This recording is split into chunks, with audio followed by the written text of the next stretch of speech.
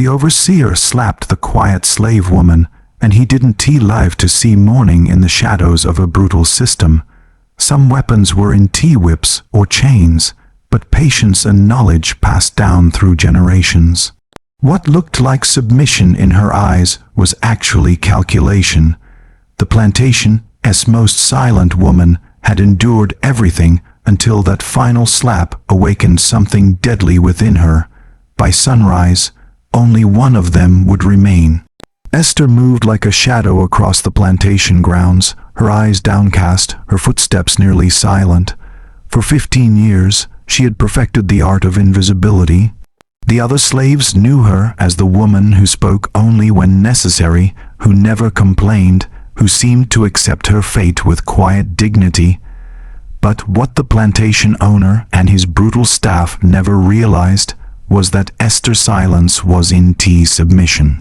It was observation. Behind those lowered eyes was a mind cataloging every weakness, every routine, every vulnerability of those who claimed to own her. "That quiet one gives me the creeps," the new overseer Jackson had told the others during his first week. "Never trust the quiet ones."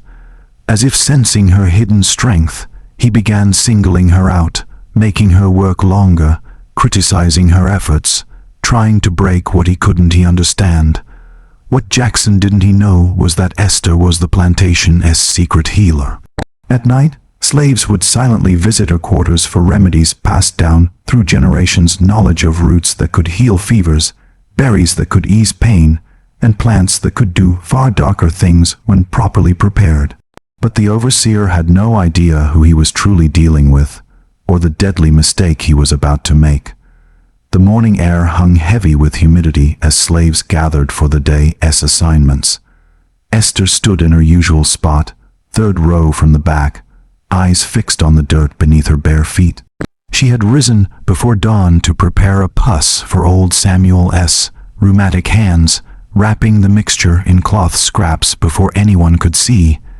The herbs had been carefully selected by moonlight the previous evening. Comfrey for healing, willow bark for pain, and a third plant she kept hidden even from those she helped.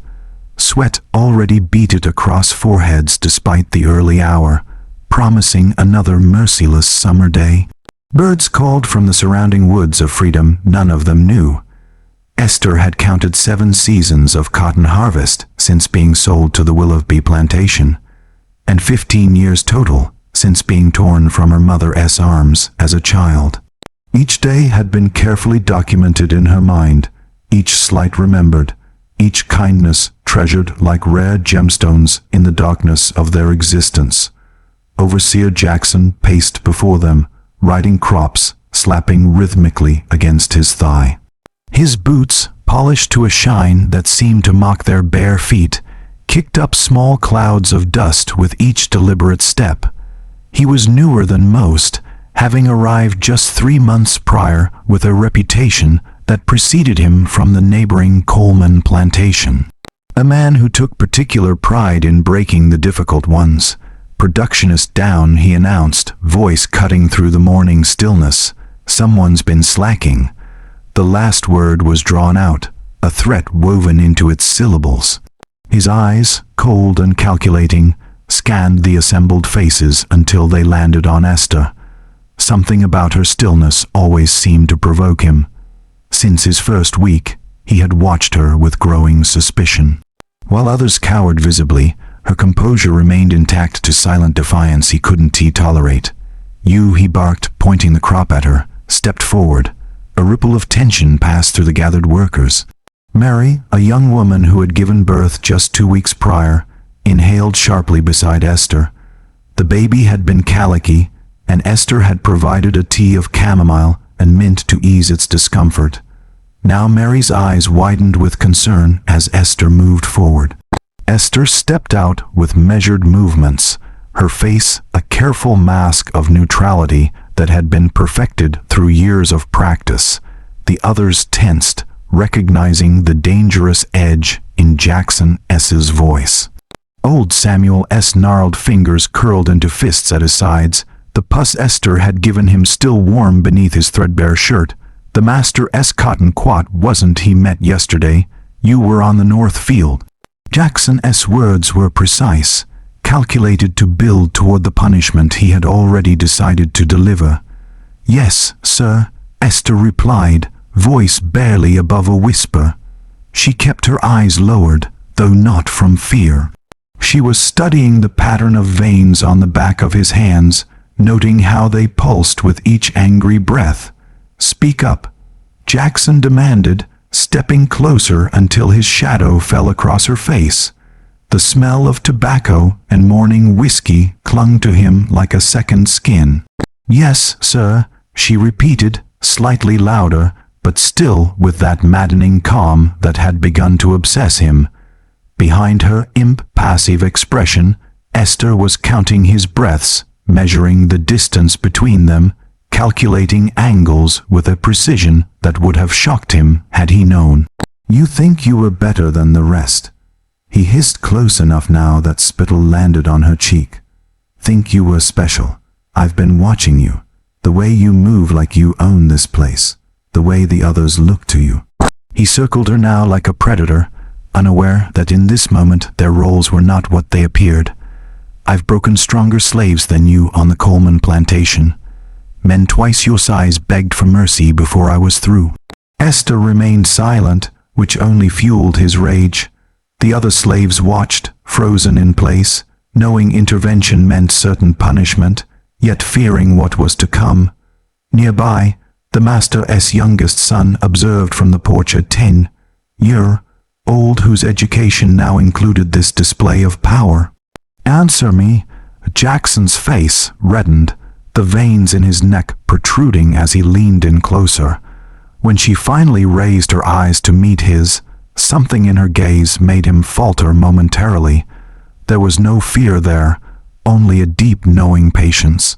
It was the look of someone who had seen beyond the present moment, who understood something fundamental that he could not grasp.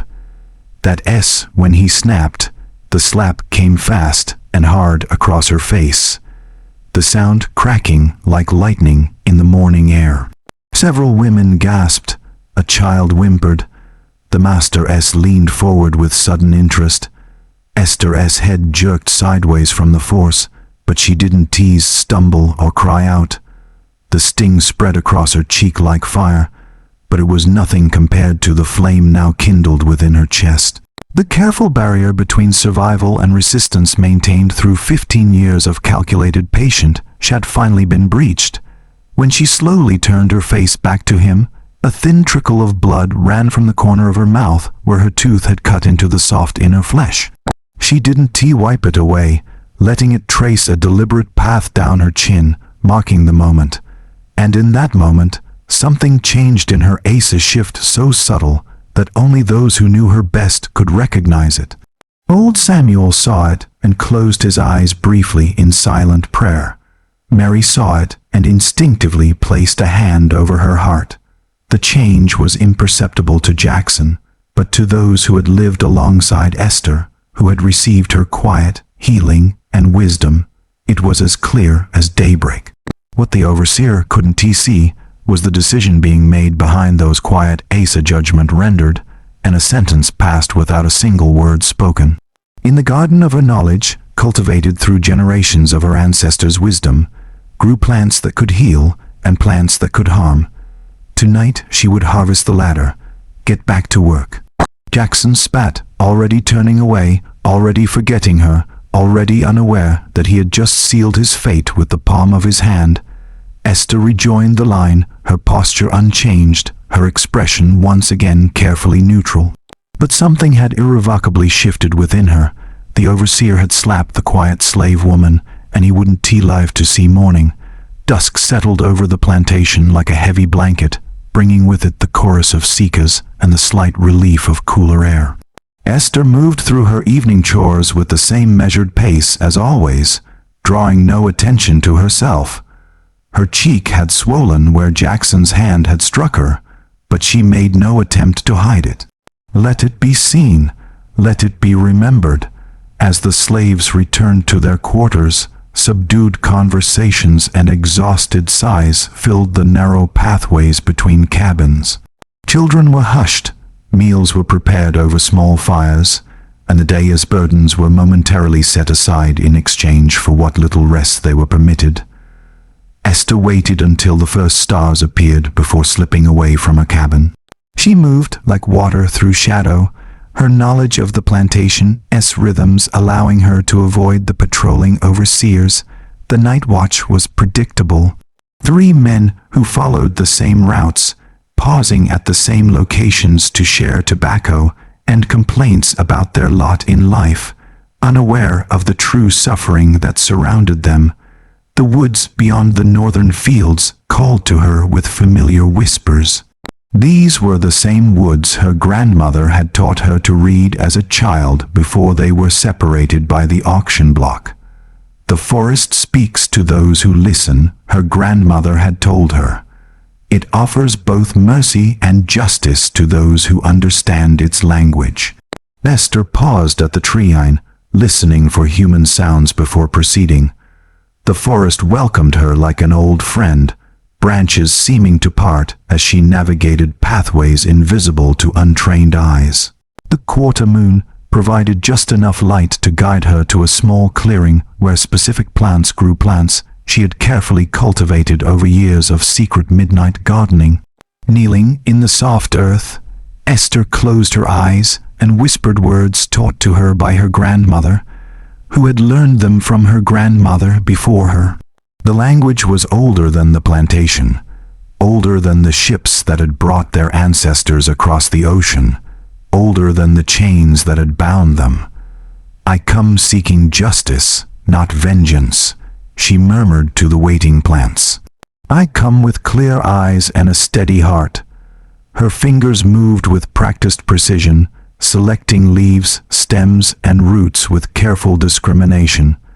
Some she placed in a small cloth pouch, others she immediately discarded, understanding that balance was crucial. Too much of one element would cause suffering. Too little would render the mixture ineffective. The plant she sought most carefully was one her grandmother had called the equalizer, a nondescript shrub with small white flowers that grew only in specific conditions.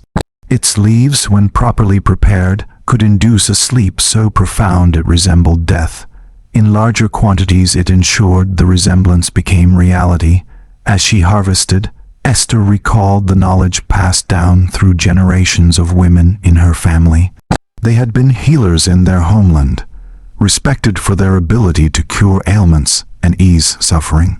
That same knowledge carried across the Middle Passage in the minds of women who refused to forget, had become both salvation and weapon in this new land where their bodies were claimed as property, but their spirits remained free. Her grandmother had taught her to identify over 100 plants and their uses, which could reduce fever, which could stop bleeding, which could ease the pain of childbirth, and in whispered midnight lessons, which could deliver final justice when all other recourse was denied. "Size knowledge is power," her grandmother had told her. "They can take everything else, but what lives in your mind remains yours alone." Esther worked methodically, gathering only what she needed, leaving no trace of her presence. The mixture she planned required precision and care in preparation. It would need to be tasteless, odorless, and slow-acting enough to avoid immediate suspicion. As she worked, memories of the day's humiliation burned fresh in her mind. It wasn't the physical pain that had finally broken her. Resolvevs had endured far worse. It was the accumulated weight of countless indignities, the systematic attempt to crush her humanity, and the realization that Jackson would continue his cruelty unchecked unless someone intervened. The plantation owner, Mr. Willoughby, was not known for restraining his overseers as long as production remained high. Previous complaints about Jackson's brutality at the Coleman plantation had been dismissed as necessary discipline. There would be no justice through official channels. There never was. With her gathering complete, Esther carefully wrapped the plants in separate cloths and tucked them into the hidden pockets sewn in her dress. The most potent ingredients she placed closest to her skin, where her body heat would begin the process of releasing their essential oils. Before leaving the clearing, She placed her hands on the earth and whispered a prayer, part gratitude to the plants that would serve her purpose, part acknowledgement of the gravity of her decision. "May the ancestors guide my hands," she murmured. "May they judge my actions with mercy." The return journey required even greater caution. The night had deepened, and the overseers were often more vigilant in the later hours, suspicious of slaves moving about after curfew. Esther followed the edge of the cotton fields, using the tall plants as cover, freezing in place whenever voices carried on the night air. Near the slave quarters, she paused behind a large oak tree as Jackson himself passed by, talking with another overseer. Their conversation drifted toward her on the breeze. "That quiet one needs watching."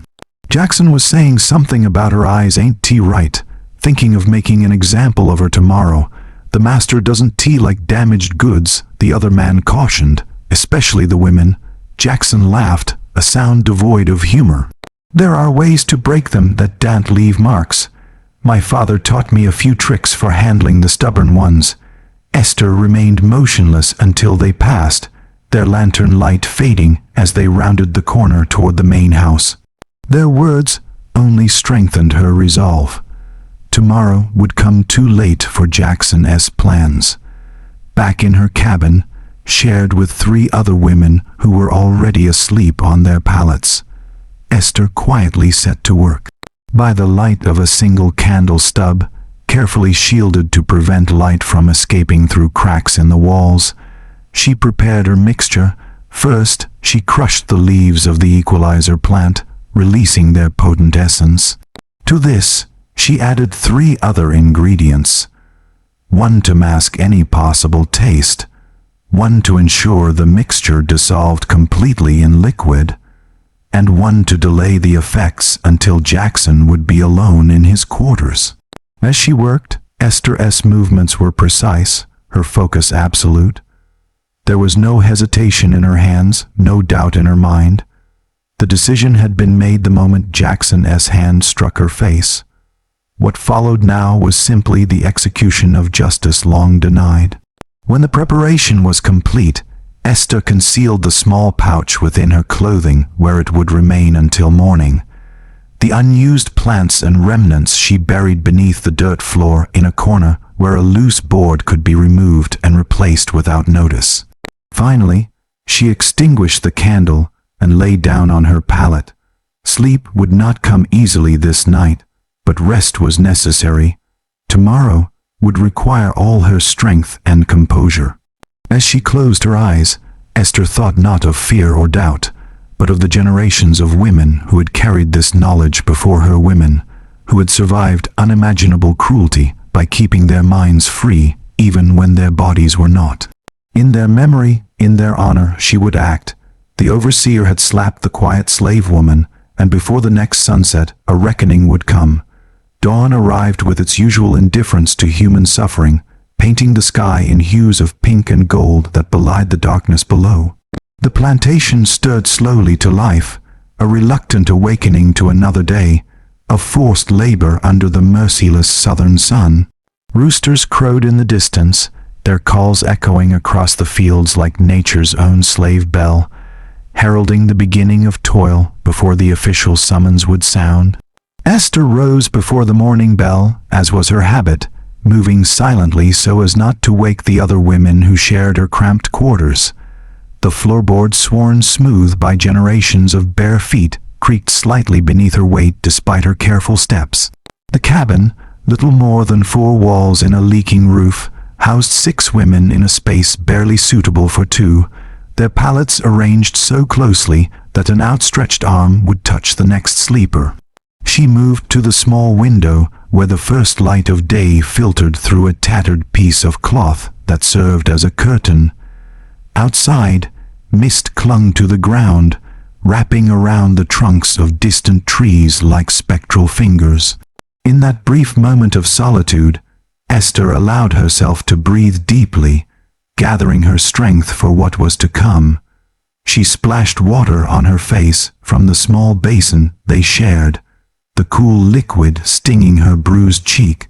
The water was precious, carried from the creek the previous evening, and carefully rationed among the cabinet's occupants for their morning ablutions.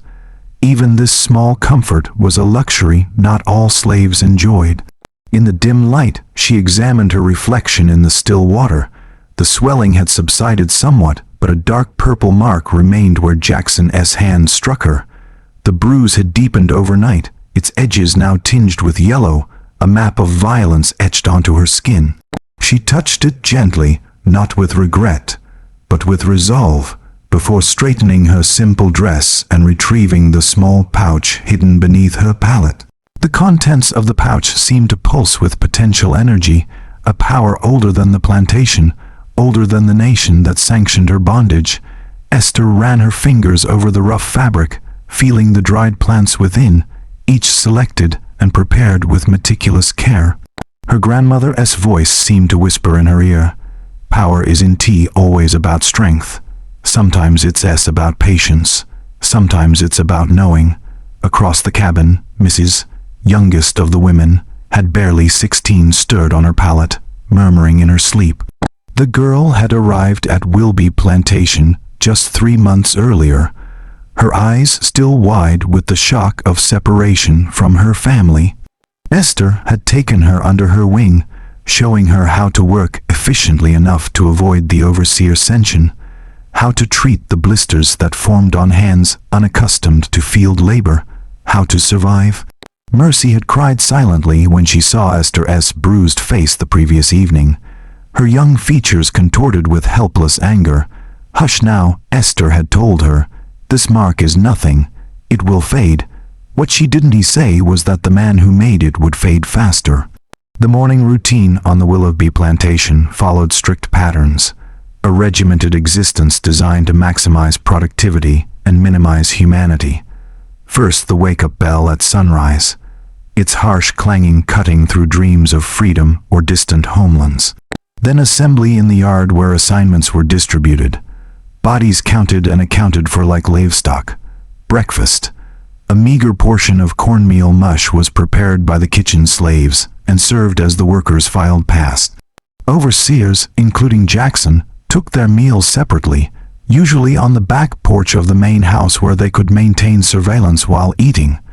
It was this predictability that Esther would use to her advantage. Patterns were weaknesses to those who knew how to exploit them. She checked the small pouch once more before securing it within a hidden pocket. She had sewn into her dress years ago a secret space that had carried healing herbs to those who needed them, and would now carry something altogether different. The irony wasn't tea lost on her. The same knowledge that allowed her to heal would now be used to harm. But justice sometimes required difficult choices. As the bell rang out across the plantation, its metallic voice commanding obedience, slaves emerged from their quarters, moving with the deliberate slowness of those conserving energy for the long day ahead. Children clung to mothers until the last possible moment before being herded toward the nursery cabin where an elderly woman watched them during working hours. The separation was a daily wound that never healed, a constant reminder that even their children were not truly their own. Esther joined the procession toward the assembly yard, her posture neither too straight nor too hunched, her pace carefully calibrated to avoid drawing attention. Years of observation had taught her that invisibility was her greatest protection. To be noticed was to be vulnerable. To be remarkable in any way was to invite scrutiny and inevitably punishment. The air was already warm, promising another day of oppressive heat that would build until it became a living thing, pressing down on bent backs and drawing sweat from every pore. The sky stretched endlessly blue above them, a cruel reminder of a freedom that existed just beyond reach. "Lord, have mercy," Mary whispered as she fell into step beside Esther, eyes darting to the bruise. "He marked you good." Mary's surrounded belly pushed against her dress, 7 months pregnant with her 3rd child, though the previous 2 had been sold away before their 2nd birthdays. Her hands, cracked and calloused from years in the fields, instinctively moved to protect her unborn child, as if she could shield it from the world it would enter. Esther nodded slightly, but offered no comment. Mary had been kind to her, sharing food when Esther was ill last winter, helping to gather herbs when no one was watching, but knowledge was dangerous to share. Better that Mary remained ignorant of what would transpire better for all of them. I saved you. Some grease for that cheek, Mary continued, her voice barely audible above the shuffling feet. Helps with the healing. Thank you, Esther replied, touched by the offering. Animal fat was precious, usually reserved for cooking or treating leather. To share it was an act of significant generosity, but you should keep it for yourself, for after she glanced meaningfully at Marius' belly, Mary nodded in understanding. The birth would be difficult, as all births were in these circumstances. No midwife, except those among them with knowledge. No rest afterward beyond the bare minimum before returning to the fields. The assembly yard was a large cleared area in front of the overseer's cabin, the ground packed hard by countless feet, standing at attention day after day, year after year. At the front stood a raised platform where announcements were made, punishments administered, and occasionally slaves auctioned to new owners when Mr. Willoughby needed to settle debts. Jackson stood at the front of the yard, his leather ledger in hand, looking refreshed and particularly pleased with himself this morning. His boots were freshly polished, his shirt crisp, despite the humidity comforts provided by the labor of house slaves who had risen hours earlier to attend to the needs of those who claimed ownership over their lives. Beside him, two other overseers flanked the small table, where a large pitcher of water and several cups had been placed concession to the expected heat of the day, not to the comfort of the slaves. The master himself was absent as usual. Mr.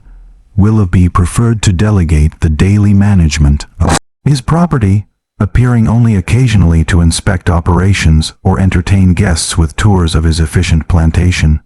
His absence created the illusion of distance between himself and the cruelty required to maintain the system that generated his wealth, a convenient fiction that allowed him to consider himself a gentleman. Fields today, Jackson called out, consulting his ledger, his voice carried across the yard, sharp with authority. North section needs weeding, west section continues with harvest. He began calling out names and assignments, occasionally glancing up to fix individuals with his cold stare. Esther observed him carefully, noting the way he lingered over certain names, especially those of younger women. His power over them was absolute, and he reveled in it. There were stories about Jackson from his previous position at the Coleman plantation, whispered accounts of brutality that went beyond the expected cruelty of the system. Women who caught his attention often found themselves assigned to isolated tasks, returning with vacant eyes and bruises they wouldn't explain. When he reached Esther's name, he paused deliberately, a small smile playing at the corners of his mouth. "You will be in the drying shed today," he announced, alone. A ripple of concern passed through the assembled slaves. The drying shed was isolated far from the fields where others would be working. It was not difficult to interpret his intentions. Old Samuel, standing near the front of the group, shifted his weight uneasily. At 63, he was the oldest slave on the plantation, his body bent from decades of labor, but his eyes still sharp with intelligence. He had been teaching Esther about medicinal plants since she arrived, recognizing in her the same aptitude his own mother had possessed. Now his gaze met hers briefly, a warning in his expression. Esther kept her expression neutral, betraying nothing of her thoughts. The change in assignment was unexpected, but would not derail her plan. It might even provide a better opportunity. Jackson had inadvertently placed himself in greater danger by isolating her. Poetic justice, perhaps. As the assignments concluded, the slaves moved toward the breakfast line. The smell of cornmeal cooking over open fires filled the ural, and sustenance designed to provide calories for labor, not pleasure or nutrition. Esther positioned herself carefully, waiting for the precise moment. Jackson and the other overseers had moved to their usual spot on the porch where the cook's assistant, A young girl named Patient was serving their morning meal. The overseer's breakfast was substantially different from what the slaves received. Eggs, bacon, biscuits with butter and molasses. The aroma drifted across the yard, a constant reminder of the disparities that defined their existence. With practiced timing, Esther approached the water table just as the overseers were distracted by the arrival of their food. The small pouch opened easily in her palm, the powder within falling into the pitcher and dissolving instantly as she gave it the slightest stir with her finger. The entire action took less than 3 seconds. The mixture ground roots of the equalizer plant combined with dried berries that masked both color and taste disappeared into the water without a trace. Esther had tested it carefully on herself in minute quantities, enough to understand its effects without danger. The knowledge had been passed down through generations of women in her family, preserved despite all efforts to erase their culture and wisdom. No one noticed, no one ever noticed Esther. Her invisibility, cultivated as protection, now served a different purpose. She moved on, accepting her portion of cornmeal from the kitchen slave and finding a place to eat where she could observe the porch without appearing to do so. The waiting had begun. The cornmeal sat heavy in her stomach, a tasteless paste that stuck to the roof of her mouth. Around her, other slaves ate quickly, some adding a sprinkle of salt saved from previous meals to add flavor. Conversation was minimal, and hushed speaking too loudly or laughing could draw unwanted attention. Jackson ate heartily, laughing at something one of the other overseers said. Between bites, he drank deeply from his cup, which Patience refilled twice from the pitcher. The other overseers also drank, but less eagerly, preferring the coffee that was served with their meal. Esther calculated carefully. The mixture would take hours to take full effect be designed. It would begin with a slight headache, perhaps a feeling of fatigue that Jackson would likely ignore. By midday, he would feel increasingly unwell, but would attribute it to the heat. By evening, when the symptoms became undeniable, he would retire to his quarters alone, and there, in the privacy of his own room, the final stage would unfold. His breathing would slow, his consciousness would fade, and by morning the plantation would find itself short one overseer. The beauty of her grandmother's knowledge was in its subtlety. There would be no violent retching, no dramatic seizures to raise suspicion, just a man who went to sleep and never woke. A pure tragedy attributed to heart failure or some other natural cause that occasionally claimed men of his age and habits. Esther watched as Jackson poured himself another cup of water, draining it entirely before returning to his meal. A sense of calm certainty settled over her. What was done. The wheels had been set in motion. Nearby, Mercy finished her breakfast and caught Esther aside. The girl's face was a study in concern, clearly worried about Esther's assignment to the drying shed. Esther gave her a reassuring nod, hoping to convey confidence she didn't entirely feel. The planet changed, but the outcome would remain the same. As breakfast concluded and the slaves dispersed to their assignments, Esther rose to her feet. The day stretched before hours of work in the stifling heat of the drying shed, hanging tobacco leaves on racks where they would cure before being packed and shipped to markets in Richmond and beyond. Jackson intercepted her before she could leave the yard, stepping directly into her path. His shadow fell across her, blocking the morning sun. "Looking forward to our time in the drying shed?" he asked, his voice low enough that only she could hear. His breath smelled of eggs and coffee with the faintest hint of the whiskey he had consumed the night before. Esther kept her eyes downcast, not out of subservience, but to hide the knowledge they contained.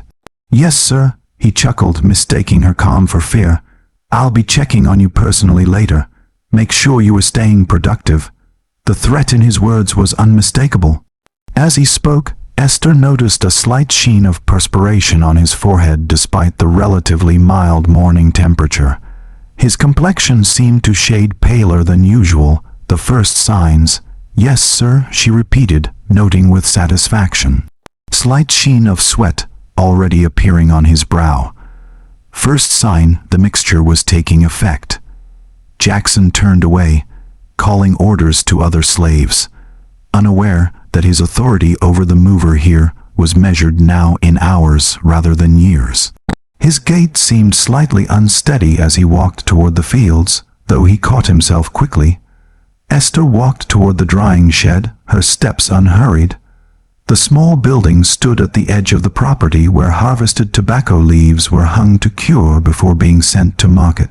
It would be hot, airless work, but she welcomed the solitude it would provide. The path to the shed took her past the kitchen gardens where Patience's grandmother Ida tended to the vegetables that supplied the master's. Ida, nearly as old as Samuel, had been born on the plantation and knew every inch of its grounds. She looked up from her weeding as Esther passed. "Child," she called softly, "take care today." Esther paused. "I always do, Auntie." Ida's eyes, clouded with cataracts but still perceptive, studied Esther's face. "Some storms come without warning," she said cryptically. "Best be prepared for sudden weather." Esther nodded, understanding the warning. Ida had always seemed to know things before they happen, at a gift some called second sight. "I'll watch the skies," she promised. As she walked away, Esther wondered if Ida somehow sensed what she had done. The older woman had taught her about several of the plants in her mixture, though never their lethal applications. Some knowledge Esther had discovered through careful experimentation, some through rare conversations with slaves from neighboring plantations who carried their own ancestral wisdom. As she walked, old Samuel passed by with the team heading to the fields. Their eyes met briefly, and something in his gaze told her he suspected what she had done.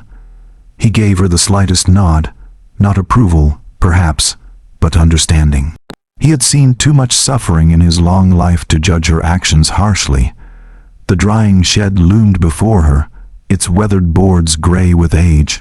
Inside, the air was still and heavy with the scent of tobacco, a crop that had claimed countless lives through the brutal labor required to cultivate it.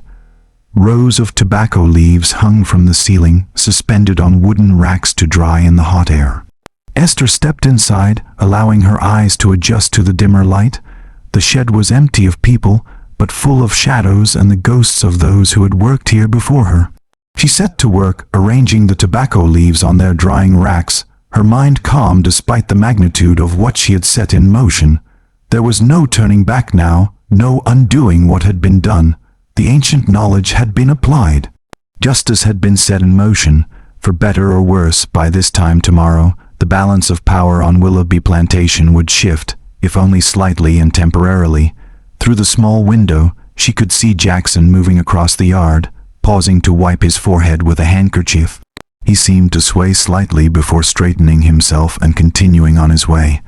One of the other overseers approached him, apparently asking if he was well. Jackson waved him off with visible irritation. Esther turned back to her work, her hands moving with practiced efficiency among the broad tobacco leaves. The day would be long, and Jackson would likely visit the shed, as he had implied. She needed to be prepared for that confrontation, to maintain her composure regardless of what transpired. Outside, the plantation continued its daily rhythms, unaware that by this time tomorrow everything would be different. Slaves moved through the fields in coordinated rows, their bodies bent in labor, their spirits elsewhere. In the distance, someone began to sing a spiritual whose lyrics spoke of rivers and freedom, while really telling of escape routes and meeting points. The song passed from field to field, a communication system hidden in plain sight. Esther hummed along softly as she worked, finding comfort in the familiar melody. The music connected her to others, even in her isolation. A reminder that she was part of something larger than herself, a community that had survived against impossible odds, preserving their humanity despite all efforts to strip it away. The hours passed slowly. The heat in the shed built steadily until sweat soaked through Esther's dress, plastering it to her skin. She worked methodically, conserving her energy, taking small sips from the water gourd she had brought with her. Midday came and went. Through the window, she caught glimpses of activity across the plantation, slaves moving between tasks, overseers on horseback patrolling the fields. Jackson was noticeably absent from his usual rounds. By early afternoon, the door to the shed swung open, flooding the space with harsh sunlight. Esther tensed, expecting Jackson, but it was Patience who entered, carrying a small bundle. "Brought you some dinner," the girl said, glancing nervously over her shoulder. "Ida said you might need extra strength today." Esther accepted the bundle, cornbread wrapped in a cloth, still warm from the oven. Such generosity could be punished severely if discovered. "Thank you," she said. "How are things at the house?" Patience lowered her voice. Overseer Jackson S. taken ill, went to his quarters complaining of dizziness. Master S. sent for the doctor from town, but he won't arrive until tomorrow. Esther nodded, keeping her expression neutral despite the satisfaction that flowed through her. The mixture was working faster than expected, perhaps due to Jackson's hearty consumption of the water, or maybe the heat had accelerated its effects. "I should get back before I am missed," Patience said, already moving toward the door. She paused, looking back at Esther with concern. "Be careful. The other overseers are on edge with Jackson sick." They were watching everyone closer. After Patience left, Esther ate the cornbread slowly, savoring each bite of the rare treat. Her plan was unfolding, but the danger wasn't past. If Jackson suspected poison, if he somehow connected his illness to her, but she pushed the thought aside. The mixture was designed to mimic natural illness. There would be no reason to suspect foul play. The afternoon stretched on, the heat in the shed becoming nearly unbearable as the sun beat down on its roof. Esther continued her work, hanging leaf after leaf, her movement automatic while her mind remained alert. Around mid-afternoon, heavy footsteps approached the shed.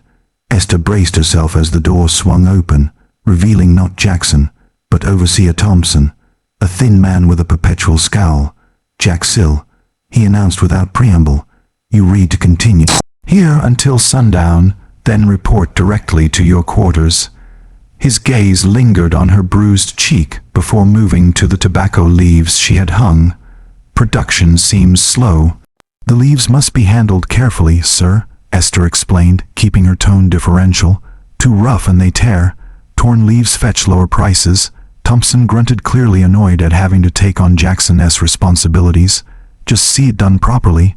He turned to leave, then added, "And Dan, think Jackson's illness means you can slack. He'll be back on his feet tomorrow, no doubt." Esther lowered her eyes. "Yes, sir," but she knew better. Jackson would not rise tomorrow. The equalizer plant, when administered in the quantity she had used, ensured a sleep from which there was no waking. But morning the plantation would be in turmoil, overseers questioning each other, the master demanding explanations, and Esther would stand among the other slaves, her face appropriately solemn, her eyes downcast, while inside a small flame of justice burned as the sun began its descent, casting long shadows across the plantation. Esther completed her work in the drying shed. The day's harvest hung in neat rows from the ceiling, the leaves beginning their transformation from fresh green to the cured brown that would eventually fill pipes and snuff boxes across the country. She cleaned her workspace meticulously, leaving no trace of her presence beyond the properly hung tobacco. As she prepared to leave, she paused at the small window, looking out at the plantation that had been her prison for 7 years. Nothing would fundamentally change tomorrow. There would still be masters, and slaves still be cruelty and injustice. Jackson would be replaced by another overseer, perhaps one equally brutal or even worse. The system would continue, but for a moment at least, there would be balance. For a moment, the scales that had been tipped so heavily against them would shift, if only slightly, and in that shift Esther would find not joy, but a grim satisfaction. The quiet slave woman had been underestimated for the last time. As she stepped out of the shed into the evening air, a distant rumble of thunder echoed across the fields. A summer storm was approaching, bringing temporary relief from the heat and washing the earth clean. Esther turned her face toward the darkening sky, feeling the first cool breeze against her skin. Change was coming. Not freedom, not yet, but a reminder that even the most powerful were vulnerable. That knowledge was a weapon that couldn't be taken away. That resistance continued in ways the masters would never fully comprehend. Esther walked toward the slave quarters, her steps measured and unhurried. Behind her, the drawing shed stood silent, a witness to what had transpired, not the act itself, but the decision that had led to it. Ahead, the evening bell began to ring, calling the slaves in from the fields. Another day on Willoughby Plantation was ending, and for Overseer Jackson it would be his last. Night descended on Willoughby Plantation, bringing with it a chorus of cicadas and the distant rumbling of thunder. Promised storm drew closer, lightning occasionally illuminating the slave quarters in brief ghostly flashes. Inside her cabin, Esther sat on her pallet, mending a torn sleeve by the light of a single tallow candle, its flame dancing with each gust of wind that found its way through the cracks in the walls. The other women moved quietly around the small space, preparing for sleep after another day of back-breaking labor. Mary winced as she lowered herself onto her pallet, her pregnant body protesting the day's work.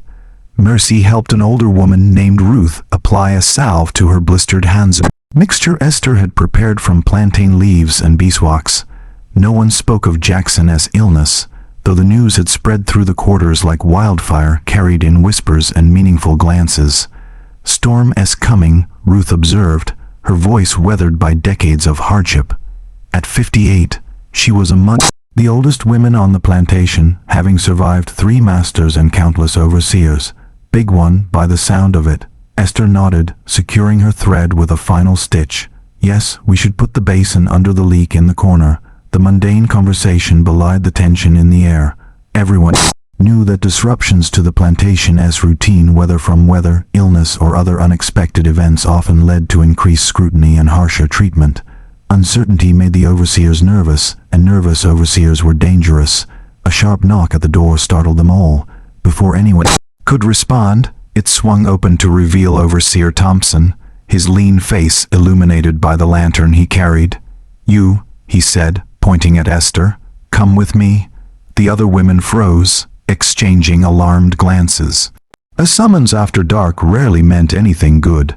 Esther set aside her mending with steady hands, betraying none of the apprehension that flared within her.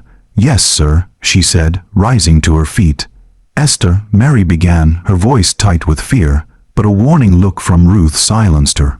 Thompson stood impatiently in the doorway as Esther pulled a shawl around her shoulders. Outside, the first heavy drops of rain began to fall, pattering against the cabinet roof. "The master wants to see you," Thompson said as they stepped into the night. Jackson taken a bad turn. Esther kept her face carefully blank, though her mind raced. Being summoned to the main house was unusual enough. Being called to attend to an ailing overseer was unprecedented. She followed Thompson across the muddy yard, rain quickly soaking through her thin dress and shawl. Lightning split the sky, illuminating the grand white columns of the main house that stood as a monument to wealth built on suffering. Unlike the crude cabins where the slaves slept, the Willoughby mansion boasted glass windows, a slate roof, and ornate furnishings imported from Europe, comforts purchased with the sweat and blood of those who would never be permitted to enter. Through the front door, Thompson led her around to the back entrance used by house slaves and servants. Inside, the kitchen was still warm from the day's cooking, though the fires had been banked for the night. Ida sat at a small table in the corner, sorting dried herbs by lamplight. She looked up as they entered, her expression unreadable as her eyes met Esther's. "She's here," Thompson announced to no one in particular. A moment later, the house steward, a dignified man named Solomon, who managed the domestic slaves, appeared in the doorway. "Bring her up," he said, his tone grave. Quickly, Esther had never been to the upper floors of the main house. She followed Solomon up a narrow servant staircase. Acutely aware of the contrast between these hidden passages and the grand staircase, she glimpsed through an open door meant for the family, the other for those who served them.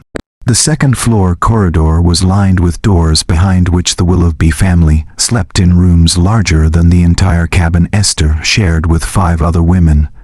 Solomon led her to a smaller room at the end of the Holly overseer-esque quarters, separate from the family, but still within the main house. A physical representation of Jackson's position in the plantation hierarchy. Solomon knocked softly before opening the door. The room beyond was dimly lit by several oil lamps, their light revealing a sparse but comfortable space, a bed with a proper mattress, a washstand with a porcelain basin, a small writing desk. On the bed lay, his face ashen, his breathing labored. Mr. Willoughby himself stood at the bedside, his normally commanding presence diminished by concern. Beside him was his wife, her silk dressing gown incongruous in this setting of sudden illness. A house slave named Dina stood in the corner looking frightened. All eyes turned to Esther as she entered. "This is the one?"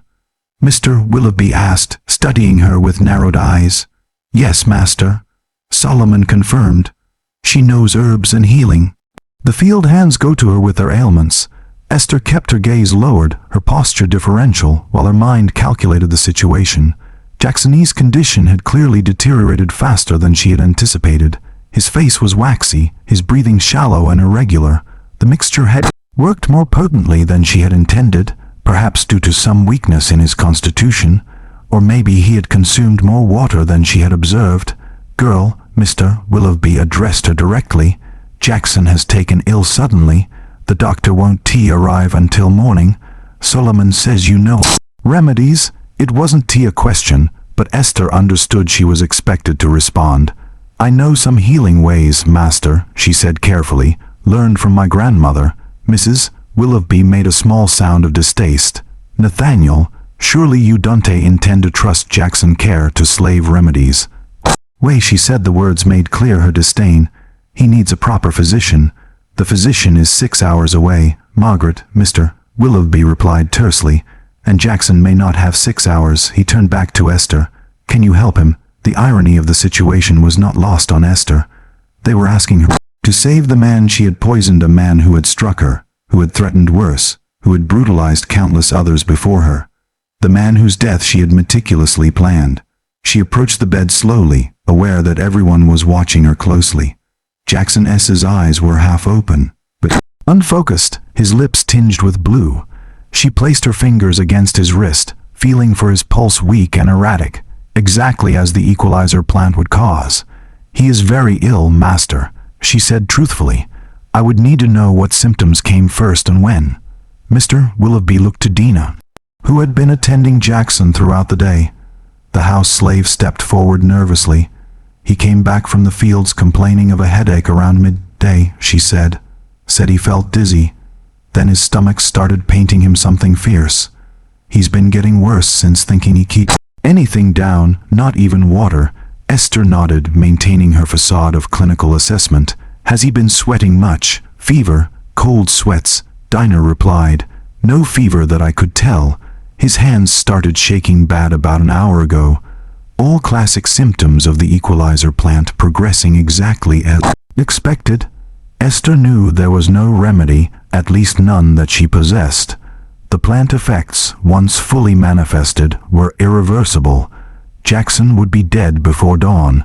She faced a choice. She could pretend to treat him, applying ineffective remedies that would not save him, but would maintain her cover, or she could claim his condition was beyond her skills, risking suspicion, but avoiding the charade of trying to save a man she had condemned. The decision was made for her when Jackson suddenly convulsed, his body arching off the bed as a strangled sound escaped his throat. Mrs. Willoughby gasped, stepping back in alarm. "Do something," Mr. Willoughby commanded. Esther moved with practiced efficiency, turning Jackson onto his side to prevent him from choking. "I need hot water," she said, falling into the healer's role that had become second nature over the years. "And clean cloths." As Dina hurried to comply, Esther continued her examination, knowing it was all for show. She pressed her fingers against different points on Jackson's abdomen, noting the rigidity that indicated his organs were beginning to fail. "Has he eaten anything unusual today?" she asked, maintaining the pretense. "Anything different from the other overseers?" Mr. Willoughby frowned. "They all take the same meals. Thompson and Miller are fine." "Perhaps something he drank then," Esther suggested, steering the conversation toward a natural explanation. "Some men react badly to certain spirits. He's no drunkard," Mrs. Willoughby interjected, as though suggestion itself was offensive. "Of course not, ma'am," Esther said quickly. "But sometimes even a small amount of the wrong spirit can cause distress." Jackson convulsed again, more violently this time, his eyes rolling back in his head. Foam appeared at the corners of his mouth, another symptom of the equalizer plant in its final stages. Dina returned with hot water and cloths. Esther soaked a cloth and placed it on Jackson S.'s forehead, going through the motions of care while knowing the futility of her actions. The room had grown tense, the only sounds Jackson S. labored breathing, and rain lashing against the windows. "I have seen this before," Esther said slowly, building the narrative that would explain his death. "When I was a child, my Master S. brother fell ill the same way after drinking from a spring near a field of strange plants. The water looked clear, but it carried poison." Mr. Willoughby's expression darkened. "Are you suggesting Jackson has been poisoned?" Esther kept her eyes downcast, her voice measured. "Not deliberately, Master. Sometimes nature holds dangers we don't taste. If he drank water from the fields today." The suggestion hung in the air, planting the seed of a natural explanation. The plantation had several springs and streams running through it, any of which could conceivably contain toxic plants nearby. It was a plausible explanation that directed suspicion away from human intervention. "Can you save him?" Mr. Willoughby demanded, his voice sharp with worry. Jackson was not merely an overseer, but a valuable investment. Skilled overseers who could maximize production while maintaining order were not easily replaced. Esther hesitated, calculating her response carefully. "I can try a remedy, Master," she said, "but his condition is very grave." "Try," he ordered. Esther turned to Dina. "I need specific herbs," she said. "Some may be in the kitchen garden. Ida would know."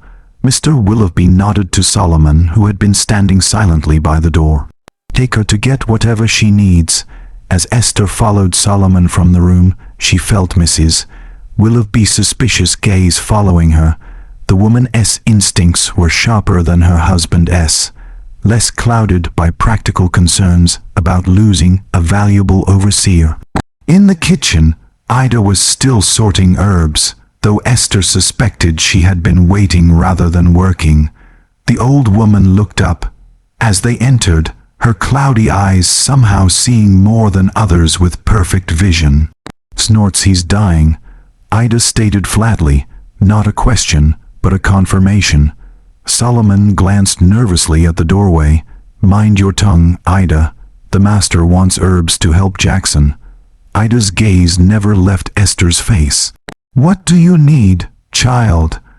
Esther listed several herbs, saw legitimate healing plans, though none that would counter the effects of the equalizer. She knew she was engaging in theater now, playing the role expected of her, while the inevitable unfolded upstairs. As Ida gathered the requested plants, she leaned close to Esther. "The spirits are restless tonight," she murmured. "They know when balance is being restored." Esther said nothing, but a silent understanding passed between them. Ida had lived long enough to recognize justice when she saw it, even if she didn't know the specific means. Armed with a small bundle of herbs, Esther returned upstairs. The scene in Jackson's room had deteriorated in her absence. His breathing had become a series of gasps, his body occasionally seizing with diminishing strength. Mr. Willoughby paced at the foot of the bed, while his wife sat in a chair by the window, her face turned away from the grim spectacle. Esther set to work with the herbs, crushing some into a paste, steeping others in hot water. She worked methodically, her movements conveying confidence and purpose, while her mind remained clear about the reality these remedies would not save. Jackson, nothing could now. She was simply providing the appearance of care. establishing her role as healer rather than harmbringer. "Hold his head up," she instructed Dina, preparing a spoonful of herbal infusion. "He needs to swallow this." They managed to get some of the liquid between Jackson's lips, though most ran down his chin.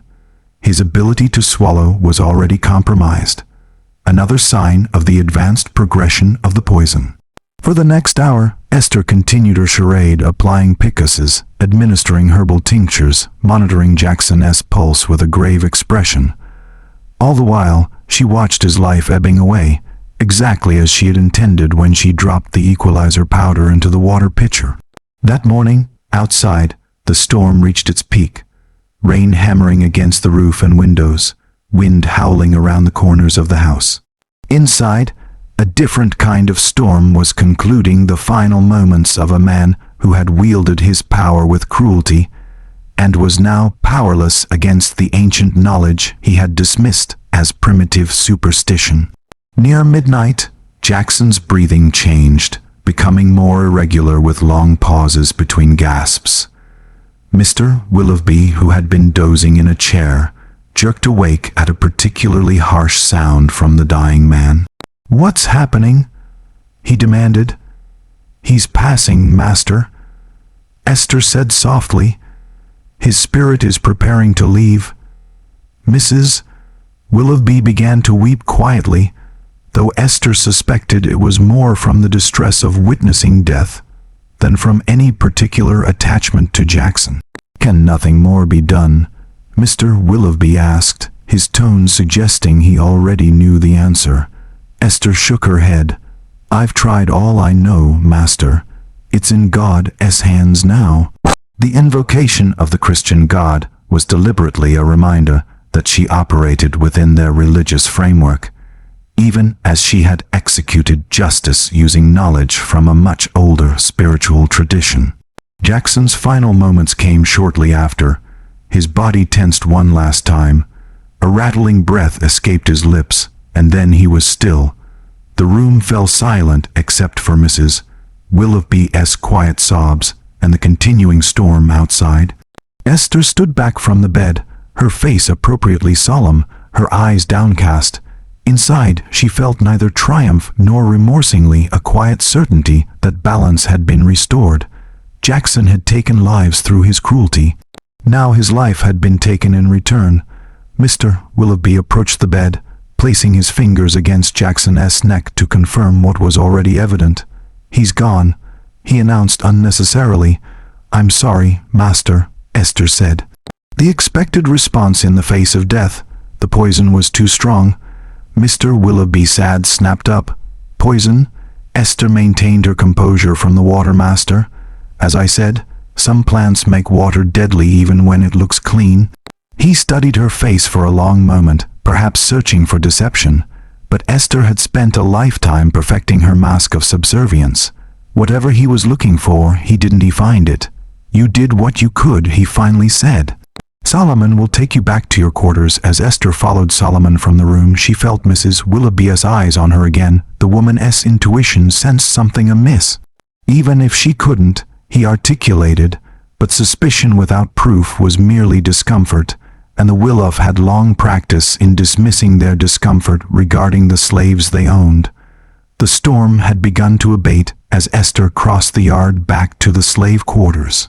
The rain reduced to a gentle patter. The night air felt cleansed, as though the storm had washed away more than just dust and heat. In the cabin, the other women were still awake, waiting anxiously for her return. They bombarded her with whispered questions as soon as the door closed behind her. "Is it true? Is Jackson dead? What happened to him? Did the master blame you?" Esther held up her hand for silence. "Jackson has passed," she confirmed quietly. "Some sickness took him quickly. I was asked to try to heal him, but it was beyond my skill." The women exchanged glances, a mixture of relief and apprehension in their expressions. Jack's death meant the immediate threat he posed was gone, but change always brought uncertainty. His replacement might be worse. "What happens now?" Mercy asked, her young face troubled. "Tomorrow comes as it always does," Esther replied, settling onto her pallet.